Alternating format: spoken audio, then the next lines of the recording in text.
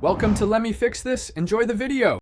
In this video, I will show you how to open a locked Ford Explorer door using an easy method. First, gather your tools.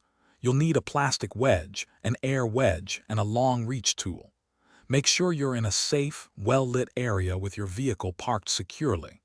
This method can be very helpful in an emergency, but always proceed with caution to avoid any damage to your vehicle's paint or weather stripping.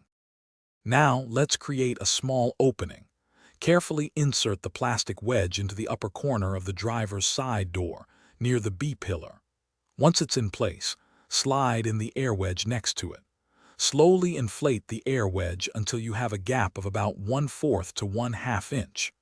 This gap will allow you to maneuver your long reach tool inside the vehicle without causing damage. With the gap established, it's time to unlock the door. Take your long reach tool and carefully guide it through the opening.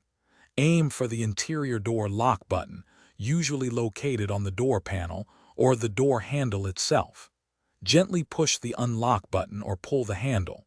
Take your time and be precise to avoid scratching any interior surfaces. Once unlocked, deflate the air wedge and remove your tools. After successfully unlocking your Ford Explorer, carefully remove all your tools. Inspect the door frame and weather stripping for any signs of damage or bending. Ensure the door closes and locks properly.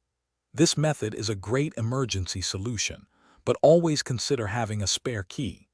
Remember to check the description below for a link to Little Trees, Black Ice, and other great deals.